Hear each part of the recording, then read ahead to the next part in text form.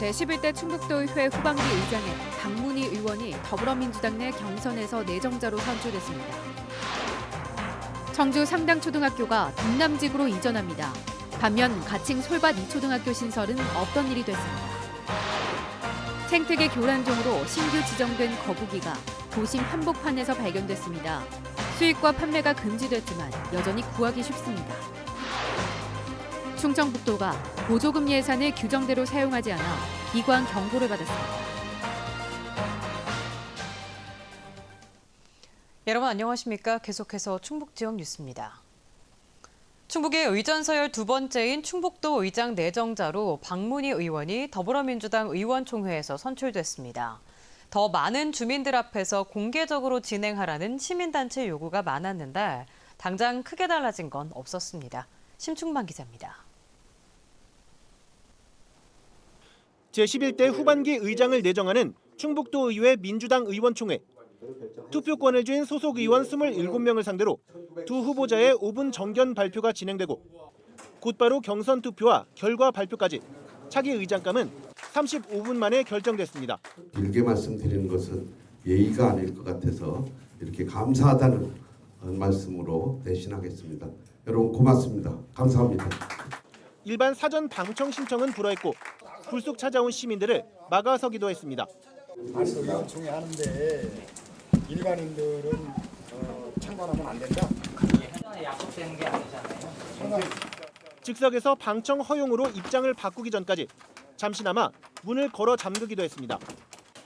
다수당 몫인 의장을 당 내부적으로 선출하는 당연시됐던 관례에 따른 건데 최근 주민 대표인 의장 선출을 더 많은 주민 앞에서 하라는 요구에 직면하면서 변화 여부가 관심이었습니다. 사실은 기존의 폐쇄적이고 밀실에서의 결정과 한치도 나아가지 못하고 한치도 개선되지 못한 지금의 현실이라고 생각합니다.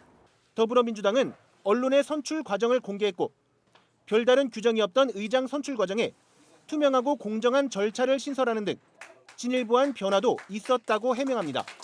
의장단 후보자 선출 규정에 뇌물, 말선수재, 공금 횡령, 사회적으로 무리가 일으킬 수 있는 그런 범죄 경력을 가진 자에 대해서는 피선거권을 다 제한을 했었거든요. 더불어민주당 충북도당은 오는 18일 청주시 의장 당내 경선을 이어갑니다. MBC 뉴스 심충만입니다. 청주 상당초등학교가 바로 옆 동남지구로 이전하기로 했습니다. 기존 학교의 도서관과 예술센터 등을 조성하는 조건인데요. 반면 가칭 청주 솔밭 2초등학교 신설은 없던 일이 됐습니다. 이지욱 기자입니다. 지난 1996년 문을 연 청주 상당초등학교. 현재 학교의 교육문화 복합시설을 조성하는 조건으로 공모를 통해 동남지구 이전을 결정했습니다. 학부모 설문조사에서 찬성률은 67.5%로 반대보다 2배 많았습니다. 학부모들은 학생 수가 줄어들어 통폐합이 우려되는 상황에서 새 학교로 옮기는 것이 더 도움이 될 것이라 봤습니다. 이 학교가 없어지든지 통폐합되든지 둘 중에 하나이기 때문에 저희 입장에서는 그래도 이전하는 게 가장 옳은 답이라고 생각해서. 교육부 중앙투자심사를 통과하면 오는 2024년 1학기부터 800m 떨어진 동남지구로 이전하게 됩니다. 대신 기존 학교에는 도서관과 교육예술센터 등 복합시설이 들어서고 통학버스 지원과 교육비 등 수십억 원의 재정이 지원됩니다. 공모를 통한 학교 이전 재배치는 이번이 첫 사례입니다. 기존 학교를 없애고 인구 증가 지역에 학교를 짓기 위한 도교육청의 궁여지책인 셈입니다.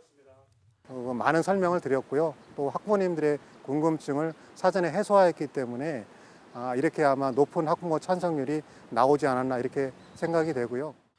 반면 이번에 함께 공모를 진행했지만 가칭 청주 솔밭 2초등학교와 서현 2초등학교로의 이전 재배치를 원하는 학교는 나타나지 않았습니다. 수년을 끌어온 가칭 솔밭 2초등학교의 경우 충청북도 교육청은 학교 용지 무상 확보가 사실상 어렵다며 신설을 포기하고 기존 솔밭 초등학교를 증축해 학생 과밀을 해결하겠다고 밝혔습니다. 그쪽 지역에 부족한 공립 단설 유치원을 확충을 해서 유아교육 강공성 강화를 위해서 지속적으로 노력할 계획입니다.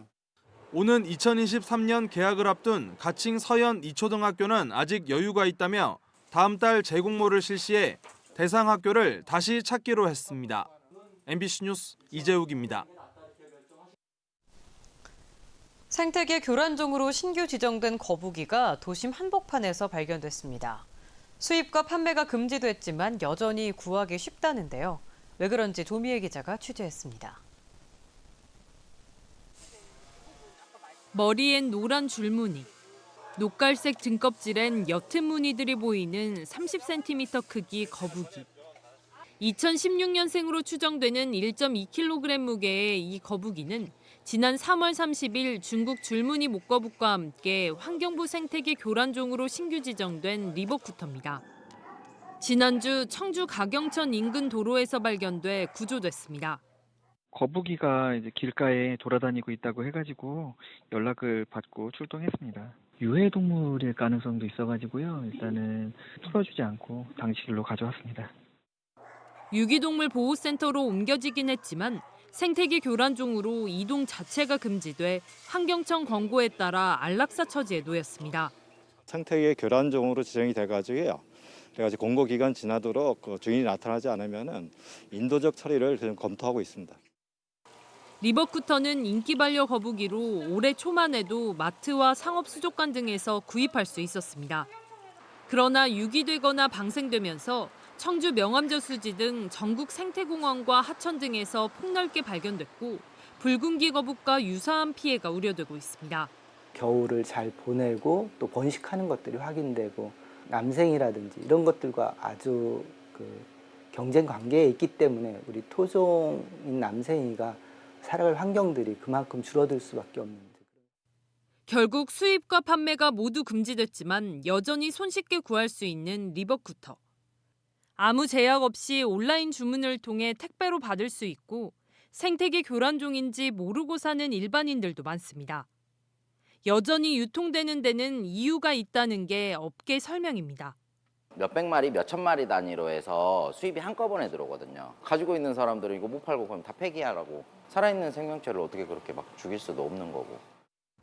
환경부는 자영업자 고충은 이해하나 지난해 10월 행정예고를 거쳤고 생태계 교란이 우려된다며 수입업자와 판매업자들에게 적극적인 협조를 당부하고 있습니다. 불법으로 수입 등을 하다가 적발이 될 경우에는 2년 이하의 징역에 처해지거나 2천만 원 이하의 벌금에 부과될 수 있습니다. 다만 기존에 키우고 있던 경우엔 오는 9월 30일까지의 유예 기간을 거친 뒤 별도 환경청 허가를 통해 키울 수 있습니다. MBC 뉴스 조미입니다. 단양 내수면 어업인들이 외래종 가마오지 탓에 피해가 크다며 유해조수 지정을 요구하고 있습니다. 이들은 최근 단양간 일대에 가마오지 개체수가 크게 늘면서 토종 물고기를 잡아먹고 어망에 구멍을 내 어민들의 잡은 고기를 훔쳐먹기까지 한다고 어려움을 호소하고 있습니다.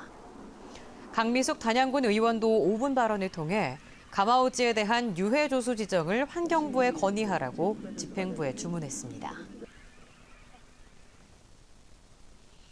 충북의 과수화상병 확산세가 좀처럼 수그러들지 않고 있습니다.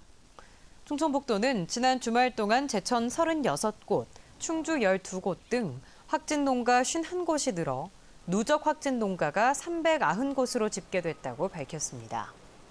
누적 의심 신고도 모두 500곳이 넘으며 현장 간이 검사 결과 양성 판정을 받은 400여 곳에 대한 정밀 검사가 진행 중입니다. 확진 판정 후 매몰 대상 면적은 모두 220여 헥타르로 지금까지 76헥타르가 완료됐습니다. 충청북도가 민간에 지원하는 보조금 예산을 규정대로 사용하지 않아 정부 합동감사에서 기관 경고를 받았습니다. 신미희 기자가 보도합니다. 올해 충청북도 본 예산입니다. 예산 담당관실이 편성한 민간 경상지원 보조금 5억 원. 무슨 사업을 하겠다는 건지 구체적인 내용이 없습니다. 체육진흥과가 편성한 민간 보조금 9천만 원도 사업 계획이 없는데 예산이 섰습니다.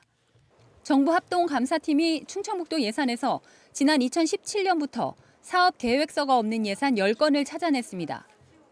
보조금 심의위원회까지 형식적으로 운영됐습니다. 2018년에는 심의 절차 없이 보조금 8천만 원을 편성했고 2017년에는 5천만 원으로 심의받고도 실제로는 1억 원을 세웠습니다. 어떤 사업은 공모 절차도 없었습니다.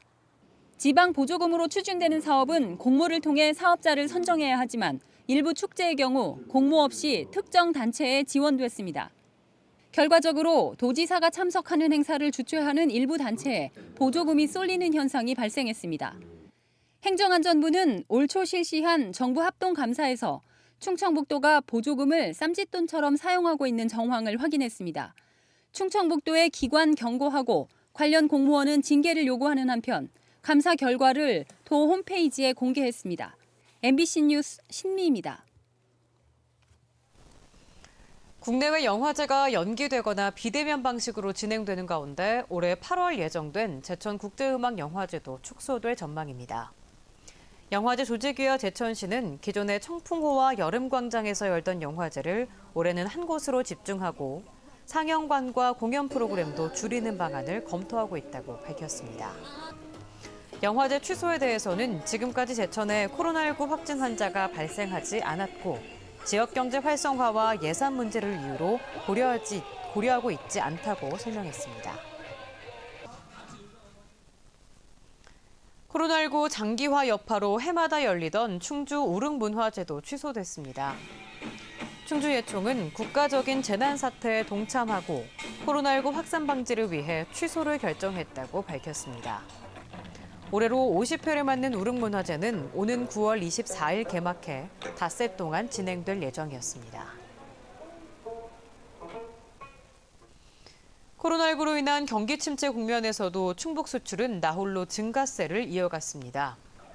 청주세관에 따르면 지난달 충북 수출은 19억 4,400만 달러로 1년 전보다 0.6% 증가하며 전국 17개 시도 가운데 유일하게 증가했습니다. 충북의 수출 증가세를 견인한 품목은 반도체를 이용한 데이터 저장 장치인 SSD로 지난달 수출액이 1년 전보다 3배 이상 증가했습니다.